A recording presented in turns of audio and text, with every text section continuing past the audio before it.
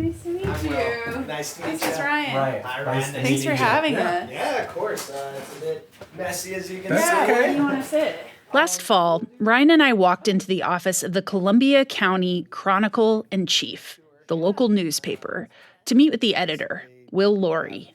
Here, I'll show you around real Okay, quick. sure, sure. But yeah, so I started in November 2022, and initially as part-time as our kitchen, and then here's all of our papers. The newspaper office was on a busy street corner in St. Helens. That day, the newsroom was a mess. People were clearing out their desks, taping up boxes. Will took us in back to a room where the archives of the 144-year-old newspaper were housed. And right at the front there was a fresh bundle of the newest edition. Yeah, and I'm gonna grab a couple of these for. Say, is this the new paper? This is the last The edition. last The one. last edition. I gotta grab a few of crazy. these to send What's a the lead family. It was the final day of business for the Chronicle and Chief. I'm Will Laurie. I'm the last editor of the Chronicle and Chief newspaper, or at least in the recently current form as the Chronicle. It's had a couple different names over the years, but it started in 1881, and I guess I haven't gone into the business records to check, but it's the longest operated business in Columbia County. The newspaper had been around in some form or another for almost 150 years, and in just a few hours, it would disappear. Even its website would come down. As journalists, this was hard to see. All that history and institutional knowledge would vanish. The Chronicle and Chief's last issue was filled with stories written by Will, and only Will. He was the editor, but also the sole writer on staff. He flipped through the final issue. So Halloween Town on the front page, and then we have like this St. Helens Reservoir Project. This is an article that I had been meaning to do for a little while. So I did that, and then the St. Helens Police Department is going away from 24-hour coverage. that. That seems like a very big deal. It is. It actually. So we like post our stories on Facebook, obviously, and stuff Yeah. like that. But when that went up online, that got like pretty huge. I bet. Yeah, like as far as our scale of engagements, obviously. But I think that one had like more than 150 like little angry emoji responses and like 180 comments on Yeah. the thing. And you have people being like, why are you publishing this? The criminals are now going to know to attack. And I'm like, Okay, that's not where my mind would go right away, but no. anyway. Well, and As the newspaper operation was literally being put in boxes, Will worried that Columbia County had forgotten what a newspaper actually does: report facts, put out vetted information, stay neutral so people can form their own opinions. I'm trying to like help you guys understand that this is the current state of affairs, that, without some changes, there's going to be things that impact your lives. And people don't always want to like engage with that, I feel like. Like the idea of just don't talk about it. Yeah, exactly. Will was pretty much it when it came to institutional media in Columbia County. There's one news site left, but it doesn't have an office and employs a single reporter who doesn't live in the county. The day the Chronicle and Chief closed didn't mean people's appetite for information went away. They just looked for it in new places. As we've reported on the Zuber case, one thing that's been abundantly clear is that it's very hard for residents of Columbia County to sort out what's real. At True Crime 101, we learned that the media is one of the three parties who typically tell a true crime story. But Columbia County is essentially missing this piece. What they do have is social media. From Oregon Public Broadcasting, this is Hush. I'm Leah Satilli. This is episode 5, The Good Old Boys Club.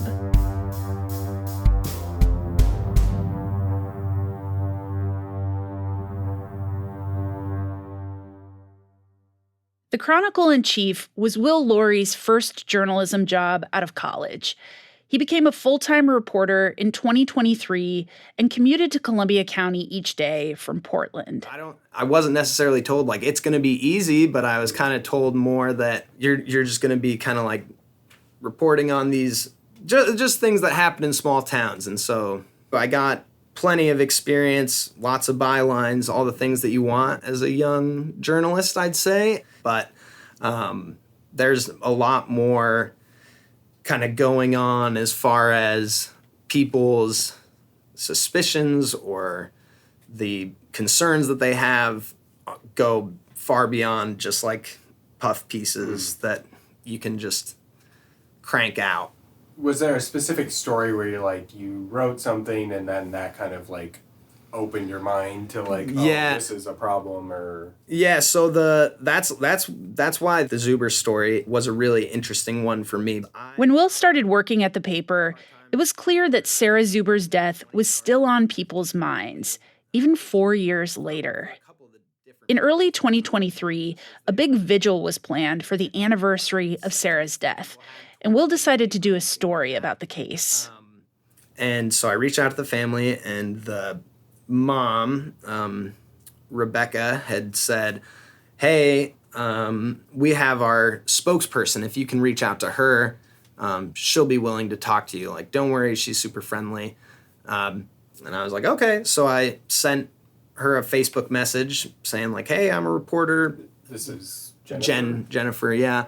And I reached out to her. I didn't get a response. The spokesperson was Jennifer Massey, the admin for the Justice for Sarah Zuber Facebook group. He didn't hear anything back from her, but kept reporting anyway. One day, he pulled up the Justice for Sarah Zuber page on Facebook. And then I was scrolling through the Justice for Sarah Zuber page to kind of try and get a little more background, a little more information about it. And I was scrolling through and I saw a post that was directed to me from Jennifer. He pulled up Facebook on a nearby computer and turned the screen so Ryan and I could read it. I can show it to you here, but basically like, so February 19th, 2023, and it's, Will Laurie, thanks for reaching out to me in the Justice Sarah Tomb. I understand that you represent Country Media Chronicle in Chief. And then basically she just calls me and the paper out over this huge post. She hadn't even talked to you. No, not at all. And whoa, this post keeps going and going, and then it goes to bold and then all caps. Oh, yeah. It's a long, scolding post. So let me just sum it up. Jennifer called Will out for getting in touch with her. She said if he wanted information on the case, he should comb through all of her Facebook posts and use, quote, deductive reasoning to figure out what went wrong with the police investigation. She said people in the community thought the newspaper kowtowed to the district attorney and the sheriff, particularly in its reporting on Sarah Zuber. And because of that, Jennifer said there were better things for Will to write about, like the corruption she perceived at the sheriff's office. That would earn him some trust. Lastly, she asked him to publicly answer a question. Will read that part aloud for us. And there's something in here. Okay, yeah. I wonder why Rebecca Zuber's letter was initially posted to the chief and promptly removed. Did the DA or the sheriff ask for that? Citizens would like to know. If you could please respond, we would appreciate it. Jennifer wanted to know why Rebecca Zuber's letter, the one we talked about in episode 3, where she endorsed Jennifer's husband, Terry Massey, for sheriff, had been taken off the newspaper's website. Yeah, I'd been full-time for less than a month, and I'd been at the paper for like 2 months, and not even really reporting full-time in the area. So I was like, just taken aback, I guess. I thought about commenting back and being like, hey, I'm just trying to do my job. I didn't know that anything was wrong. I want to just dwell on this point for a second, because this is important. In her letter to the editor, Rebecca wrote that the sheriff's office had been incompetent in investigating Sarah's death, and so people should vote for a change and elect Terry Massey. That letter was published, but later, it disappeared from the newspaper's website, which is weird. Letters are meant to voice opinions of readers. They're often political. They say stuff like, this politician is great, and this other one is an idiot. So, to Ryan and I, it didn't make any sense why that would have come down. And Will didn't really know why either. It happened before he worked there. So I kind of didn't know any of that background. The reason that I guess we took that letter down, from what I'm told, is that, it had an endorsement of Terry Massey, who's Jennifer's husband, for the sheriff election in 2022. And so the thinking, I guess, from our editors or publishers at the time was, this is political and we're not going to publish it. But it was up and then they took it down. Publishing and then unpublishing a letter isn't standard journalism practice. And if Jennifer was saying the newspaper kowtowed to elected officials, we wanted to see the proof. In emails we requested on the Zuber case from the sheriff's office, we could see that the editor of the Chronicle-in-Chief, a guy named Jeremy Rourke, traded emails with Sheriff Brian Pixley. Pixley sent Rourke a response to Rebecca's letter to be published. He said Rebecca's letter didn't, quote, reflect all of the facts of the case. Rourke replied that the newspaper did take the online version of Rebecca's letter down after District Attorney Jeff Auxier stopped by the office.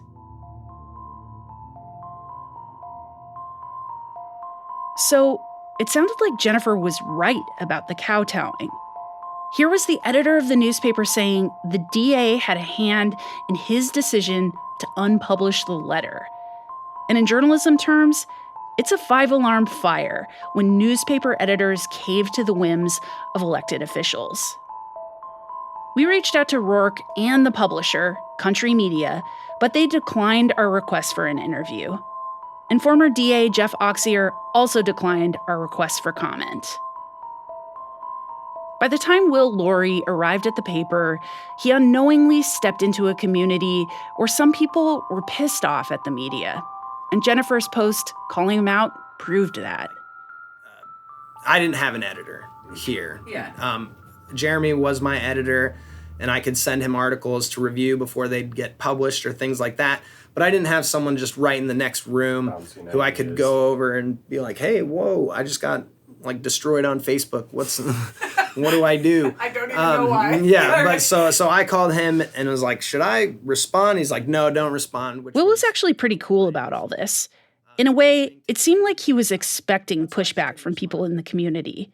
People told him being an outsider was going to be an obstacle to earning trust. Jennifer had roasted him on Facebook, but when the vigil rolled around, Will, like any good reporter, showed up anyway.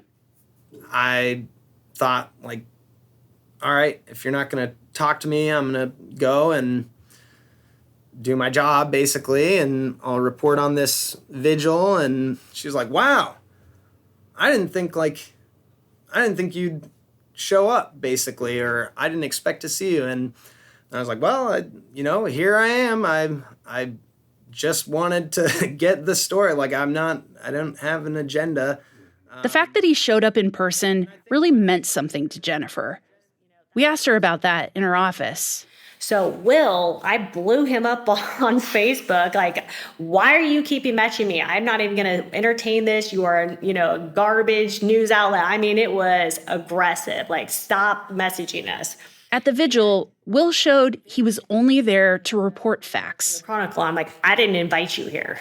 And he goes, that's precisely why I'm here. And we started talking. He said, I just got here. I'm brand new here. Something really bad must have happened here for you to have that type of visceral reaction online to me. And I said, absolutely. And I just went into this diatribe about the fact that this is unacceptable. Her mom posted, they published a letter. Obviously they took it down. That's a non-biased, journalist. We need independent journalists here. This is garbage what we have out here. And so he's like, I want to earn your trust. And so I'm like, all right. I said, then I think you need to get DA Auxier to commit whether this case is open or closed. Because Will told her he'd look into the status of the case. At that time, no one really knew whether it was open or closed. He stayed for the vigil and went up to Jennifer to say goodbye at the end. And this is like the exact moment that I was kind of telling you that really kind of crystallized in my mind. Like, there's definitely a skepticism and distrust of media at a pretty baseline level. She said something along the lines of, it's good that you're here because for the longest time, everyone's, thought of these papers in the pocket of the sheriff or something along those lines. And so I said something along the lines of, like, well, if we're in the pocket of the sheriff, like, I haven't gotten my check yet. Her eyes, like, got pretty wide, and she kind of gave me this, like, look, and I was like, oh, I'm joking, like, I'm kidding. I'm not in the pocket of the sheriff. That was a bad joke. Like, I'm sorry that I said that. I mean, it seems like very clearly a joke, though, so, but right. It's just that people really believe that's true. Yeah, well, and her reaction, like, as soon as I said it, just the way that she, like, kind of took a step back and looked at me, not the right audience to make that joke. Jennifer Massey was the leading voice in the community around how Sarah's death investigation was handled. And she had just as many criticisms of the media as she did the police. Will smoothed over his bad joke with Jennifer and went on to do a series of stories about Sarah's death and the reaction to it. One story reported that Jennifer and her group of citizen sleuths had presented their theories about the case to the sheriff's office. At the end of that article, Rebecca Zuber provided a statement thanking Jennifer Massey and the Justice for Sarah Zuber team. It was all proof of God's words in action, she said, to love your neighbor. Will did his best, but he didn't really have enough time to change people's perceptions about the media before the paper closed. He listened to people, hand-delivered copies of the paper to people's homes. Again and again, he told us he heard versions of what Jennifer said to him that day at the vigil about a perception that there was corruption throughout the county, about a good old boys club. But in his year of working there, he could never quite get his arms around how to report on that. To go back to that good old boys club thing that you referenced earlier, that is something that I have definitely been told by a lot of people, and it's something that I'd never feel like I was able to, like, untangle in a way that would have made any sense. When the Chronicle-in-Chief announced it was closing for good, some people reached out to see how they could help. But the decision was made. The paper just wasn't profitable, and the publisher shut it down. Columbia County is like so many small communities across the West. Traditional newspapers are dying because of disappearing revenue.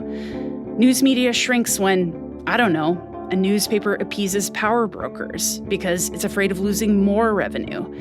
And that pisses off its already dwindling list of readers. Then reporters stop showing up in person to document what's happening. The community forgets what journalism is.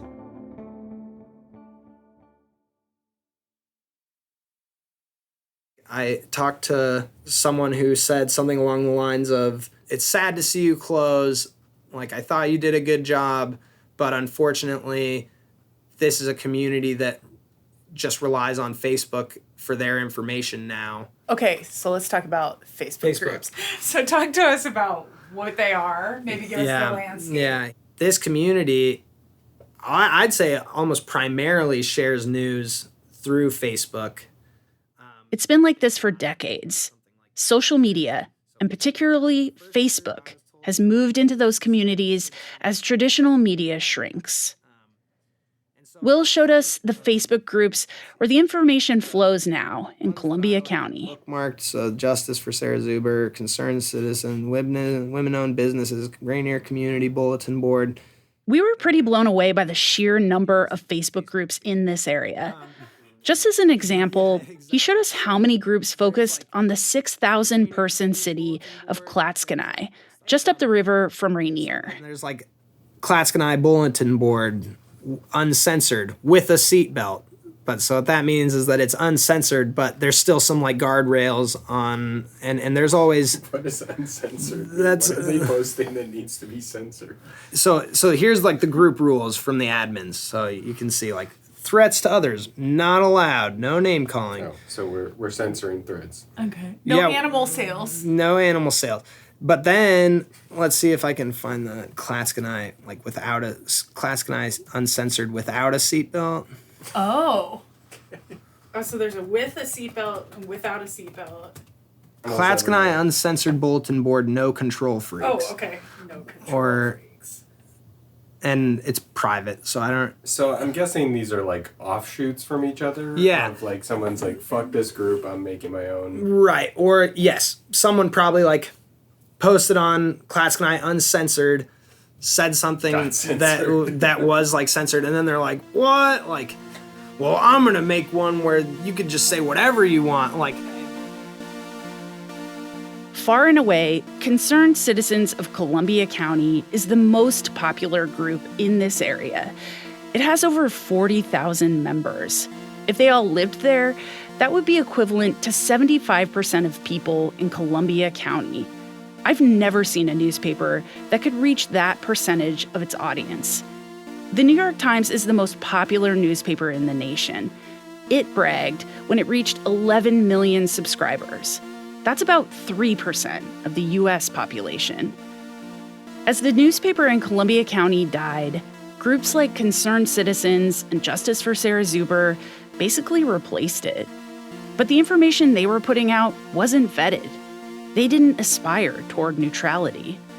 Like Truman Capote before them, the groups told a story they had decided on in advance, that something had gone very wrong with the Sarah Zuber case.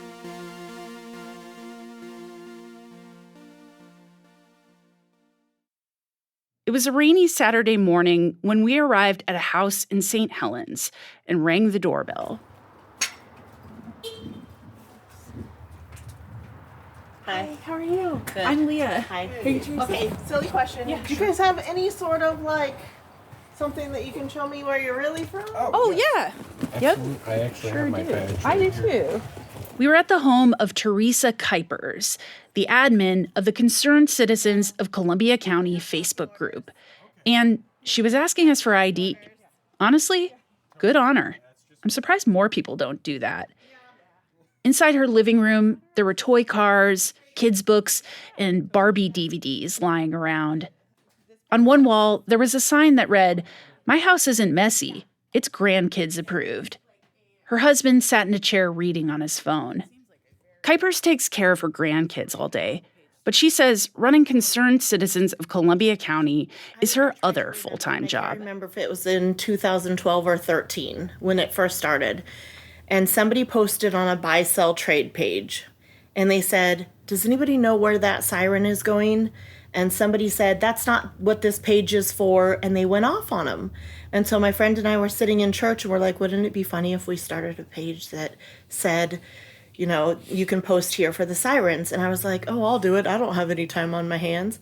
So I started it and I invited like just 5 family members. And then within the week, it was like 100. And then as soon as we hit 1,000, I was laughing and I was like, oh, this is funny. Ha ha ha. And now here we are at like 35,000.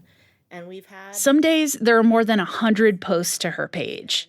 Missing dogs, found dogs, job postings, local events, new businesses, cows in the road.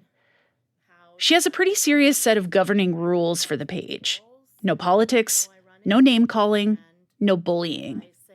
When she enforces those rules, sometimes people have wild reactions. She's had stalkers. Once, a guy showed up at her house with a gun. But she remains undeterred. That's interesting. take your trash talk somewhere else. That's what I cannot have on the page. And I'm constantly like, okay, delete, delete, delete, delete, delete. How much of your time is it? Oh running my this? gosh. It's literally full time.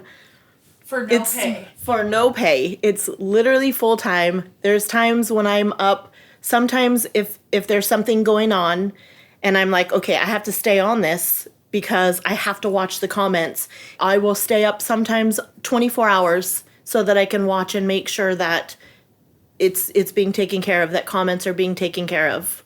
She said she never meant to get into the business of moderating Columbia County's Greek chorus. What have you learned about Columbia County since running this page? I've learned that Columbia County knows your business before you know your business. That's for sure. Kuipers does a lot more than delete posts and moderate comments. She tracks down missing items for people, connects strangers who wouldn't otherwise have met. There have been a number of times she's removed posts, like if she believes something is a baseless rumor or someone violates one of her rules. In a sense, she's a lot like a one-person, hyper-local community newspaper. Around town, people have asked her for autographs, told her husband, hey, you know you're married to a celebrity, right? That all makes Kuipers squirm. She said she's not doing this for any kind of clout. I can't think of any engagement with a news organization like that the public has. It's just, it seems like a huge responsibility to be having this. Like, do you feel like you are the media here? I don't really like feeling that way because to me, this page is the community's page. I started it. Yes, great. But it's not my page. And I will always say that. It is the community's page. It is not, I don't know. I just feel different about it, I guess. Yeah. When everybody's like, no, it's your page. I'm like, it's not my page. It's our page. Like, I feel like it's a collaboration. I want everybody to... She gave us an example of what collaboration looks like. She said a few years after Sarah died, she got some text messages from Randy Zuber. They didn't know each other, and she'd only heard bits and pieces about the case. Sarah's dad actually reached out in text messages and asked me if I would put it on the page because they didn't have Facebook at the time. Really? And so I have all these messages from clear back when it started, and I said, okay, write me up everything that you want. I need it in your words. Like, I don't want to miss something. I don't want to word it wrong. Exactly how you want it. And so they were in the process of working that. I have all the text messages from just the information that he wanted me to know kind of in a quick way, and what was missing and what he thought they did wrong, what they missed. And I said, okay, write it up. Randy and Rebecca Zuber don't have social media, so Kuipers posted what Randy sent her. She didn't write an article like a journalist would. She didn't file records requests to get more information about the case or ask questions of the sheriff. But she did want to make sure this grieving father's words got to the community accurately. Our interview with Kuipers turned into an unexpected conversation about what modern media looks like. In an ideal world, journalism is supposed to be a check on power. Reporters are supposed to advocate for those without a voice. On her page, Kuipers doesn't allow people to make fun of homeless people or people struggling with addiction. She has no patience for it. She's driven by some of the same goals as Will Laurie. Get the information and put it out there so people can make decisions. Do you consider yourself a journalist or part of media? Oh, heck no. Why, though? It's just nothing I've never thought of it. I don't know. I just consider myself just somebody who literally created just a Facebook page. It's just not a big deal to me. It's just like a Facebook page that you create just for your personal self, and you just have friends on it. It sounds just like a couple friends on it. Job doing this. So. I have said, if I got $1 for everybody that asked to be on it, I would have a couple dollars. Yeah. You would have $35,000, Teresa. Well, it's a couple. I appreciate that. Here was Kuipers saying, I'm no journalist. But the more she talked, Ryan and I were saying, kind of seems like you're at least journalism adjacent. My grave. If somebody asks me not to say something, I'm not going to say something. It's the one thing that I will hold. It's whatever. That's my morals. I mean, you're operating like the way you're describing, we call it a code of ethics, you call it morals. It's basically the same thing, though. Like, we have standards and there are things we don't do. And if somebody says, look, I'm going to give you some information, but you got to keep my name out of it, we protect our sources and we take it to our grave. And I constantly have people come to me and just say, hey, will you post this anonymously? And I just think, how do all these people that don't know me, that never met me, how do you trust that I'm going to post this anonymously and not say your name? Well, you've built trust over time. Will Laurie told us he wasn't sure he ever got the trust of people in Columbia County through his reporting at the newspaper. But tens of thousands of people trust Teresa Kuipers as a source of information. She's accomplished that by being consistent with her rules around decency and making space for all people in the community. At the same time, running Concerned Citizens of Columbia County has opened our eyes to issues the community has. The way gossip spreads, the ways certain people are treated by police. As we talked, she shared with us that her sister struggled with substance abuse. She died in another Oregon county under strange circumstances. Kuipers felt like the police disregarded her sister because she was an addict. So when she heard about Sarah Zuber's death, her mind went right back to her sister. would it surprise you if investigators didn't do a thorough job with the Zuber case? Absolutely not. Absolutely not. Yeah. That's what we're trying to figure out. You know, they I'm sure you know, but in case you don't, that they've sort of concluded like she died of hypothermia and alcohol. Yes, and that's what I'm sick and tired of hearing. I'm sick and tired of hearing she was a young girl who was drinking. It was probably her fault. She just fell. She was drunk. She was this. Stop freaking blaming the victim. As we've reported on Sarah Zuber, the prevailing theory that we've been told is that she died from drinking and hypothermia. The police told us no, they don't think she just laid down drunk on the side of the road and died. But then again, they don't have another theory. And that chafed Kuipers. She felt like they were saying Sarah was responsible for her own death. She didn't buy that. At the end of the day, Kuipers is sort of a mirror image of Capote, where he was an outsider parachuting in on a new community. She lives with the people she covers. She knows this place. She sees thousands of posts every week. She knows way too much about Columbia County to believe Sarah laid down on the side of the road and died. There's some dark secrets and issues in Columbia County that really we need to get to the root of, we need to get to the bottom of, and there's some things that need to happen in Columbia County. We need a fresh start. Soon, a dark secret would come to light in Columbia County, and we saw exactly what Kuipers meant. It was a cover-up so explosive, it would affect everything we thought about what could have happened to Sarah Zuber.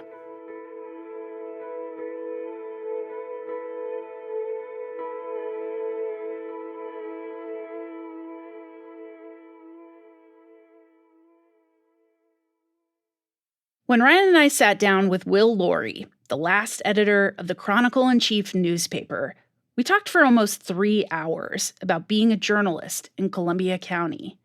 And he brought up a scandal that played out at St. Helens High School in 2019, the same year Sarah died. Like this guy, Kyle Roblowski, was a track coach there, and he just did some absolutely like horrific abuse, like just an awful, awful story. In early 2024, Will wrote a story about how that coach was sentenced to prison for grooming and sexually abusing a 17-year-old student. In a lawsuit, she's referred to as Jessica Doe. Doe alleged that the school district knew about her coach's abuse of other female students long before her time. The district settled the case and paid Doe $3.5 million. And I talked to the lawyer who had represented, but he had said that the case was one of the most shocking examples of like state allowed danger to children just based on the timeline of events and how the staff district staff knew that this guy posed a danger to students and just didn't really do anything. By the fall of 2024, the St. Helens High case was in the news again because of some TikTok videos. My former history teacher, Kyle Robleski, was arrested and convicted of SA. In these videos, a guy with a beard talks straight to the camera, pointing to Will's article in the Chronicle-in-Chief about the case. They reached a settlement of $3.5 million, the largest settlement of this kind ever in the state of Oregon. And good for her for getting that money. But that's not going to have the impact on the school that you would expect because all of that money is being paid by the district's insurer. Those consequences aren't being passed on to the district. This TikTok influencer is named Doug Weaver. He lives in Missouri, but he grew up in Columbia County. And in the videos, he put up photos of the St. Helens School District superintendent. And Scott Stockwell is still the superintendent. He's still there, and that's wild to me. And it wasn't just Stockwell. Everybody knew. I knew that Robleski was a risk to students in 2006. Everyone in that school knew. There are a lot of secrets that didn't get made public because of that settlement. Just because one predator was caught does not mean that the environment that protected him has been changed. Doug Weaver's TikTok videos blew up. They went beyond viral, with hundreds of comments where people alleged more examples of abuse at the high school. At one point, the principal of St. Helens High said people shouldn't share the TikTok videos because what happened was in the past. But that only further inflamed people. Weaver kept making videos. A flood of new allegations came in. And by November 2024, police arrested 2 more teachers on charges of sexual abuse, and the students staged a huge walkout and protest.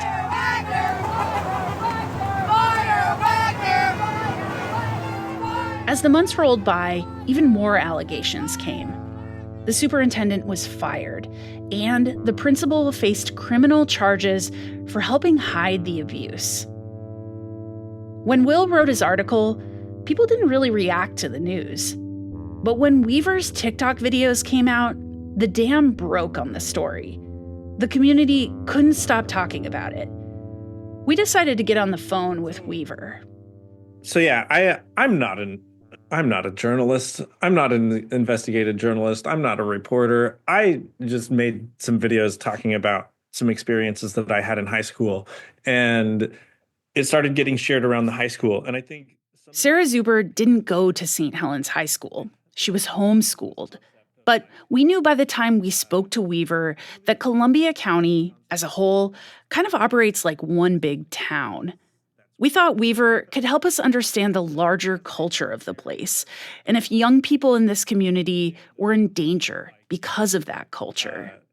Some of the younger people don't understand this concept of just being silent about something because that's what you do. And so as they started sharing things around, they started contacting me a lot about things that they were experiencing.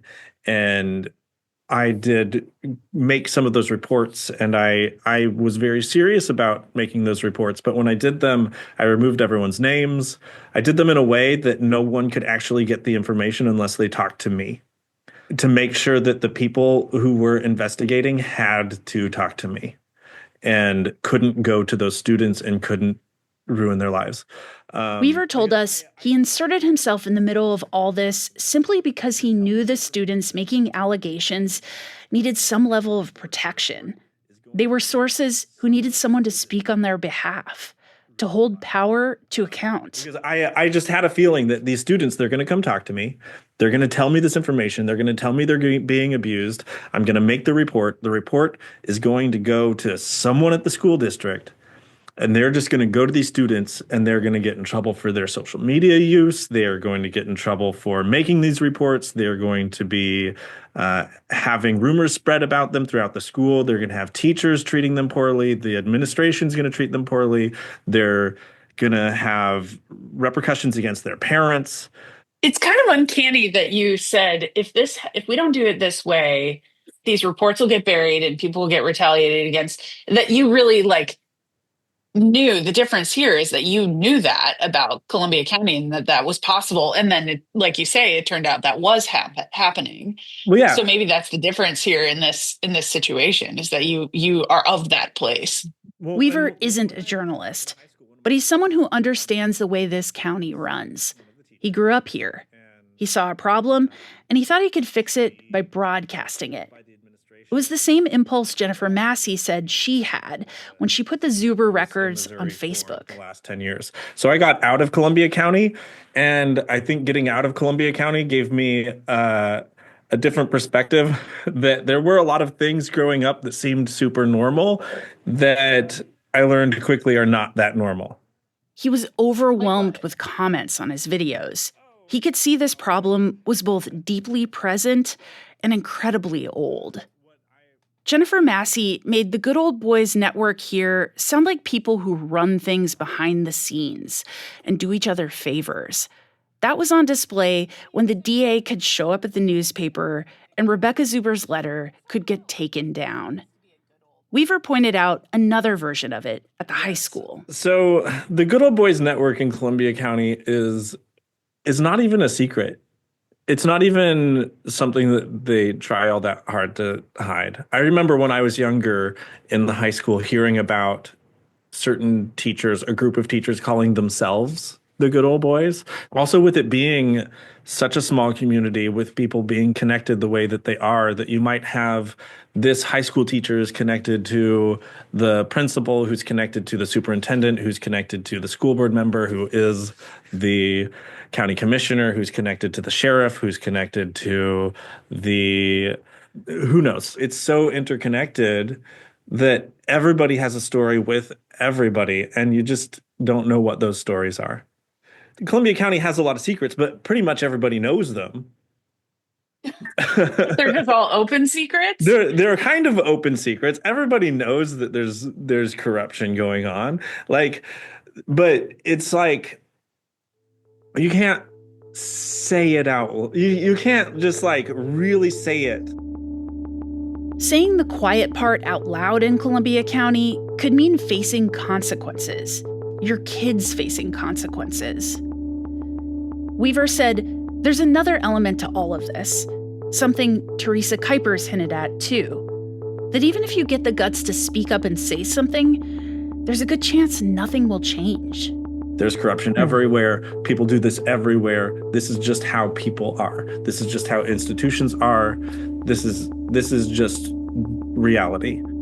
When Jennifer Massey took up Sarah's case for the Zubers, she was acting as the community and saying, you can't trust the institutions to solve this. They're corrupt. And now the social media power brokers in this county were telling the same story. Corruption is everywhere. It's in the schools. It's in the police. It's in the people who own the local newspaper. It sounds conspiratorial, but there's also some truth to it. Weaver was pretty upfront with us that he's not the media and doesn't want to be. He felt he had to do what he did because no one else was doing it. But there's an irony to his videos. He points at Will Lorry's story about abuse at the high school in the background. When the traditional media outlet wrote about what happened, people moved on. No one bought the paper, and it shut down.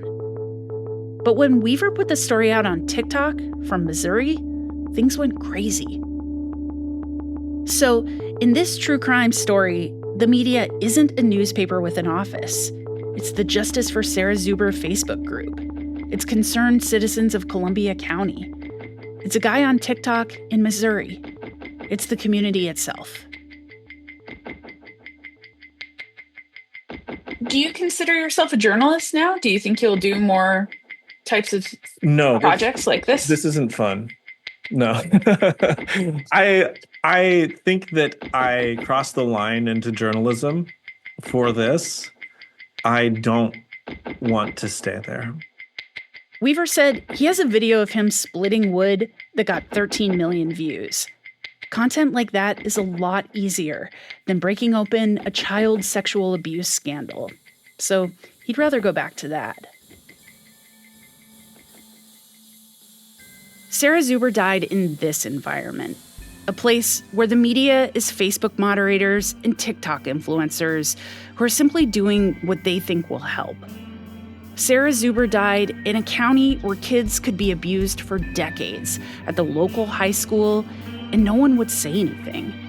She died in a place where the district attorney comes to the newspaper and says, "Take the letter of that grieving mother down," and they don't show him the door. She died in a place where facts are disseminated by a woman while she babysits her grandkids, and a journalist loses his job. It was starting to make a little more sense why this case was so stagnant. Everyone was so busy repeating rumors, protecting people, or playing politics that good information got lost or overlooked.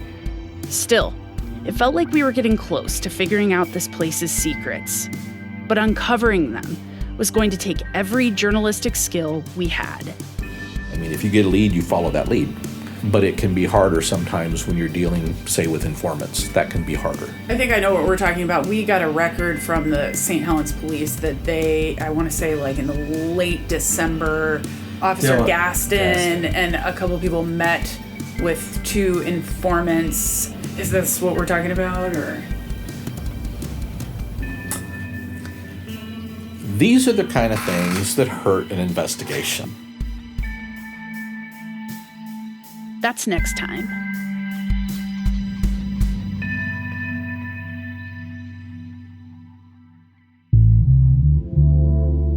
Hush is reported, written, and produced by me, Leah Satilli, and Ryan Hass.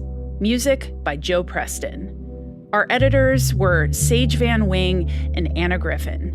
Stephen Cray mixed this episode, and Nalene Silva was our audio engineer. Our show art is by Dana Ryerson. Photography by Christina Wentz-Graff. Additional art and marketing guidance from Van Cooley and Jennifer McCormick. Tony Schick fact-checked this episode. Legal review was by Rebecca Morris. We had public records assistance from John Bile. Website production for this series by Sukhjot Saul. Thanks to Joni Audenland, Peter Frick-Wright, Jen Chavez, and Tony Schick for helping shape this series. Thanks to all the members who make podcasts at OPB possible. Visit the Hush homepage on OPB's website at opb.org/hush. You can also email us with tips for future reporting at hush@opb.org.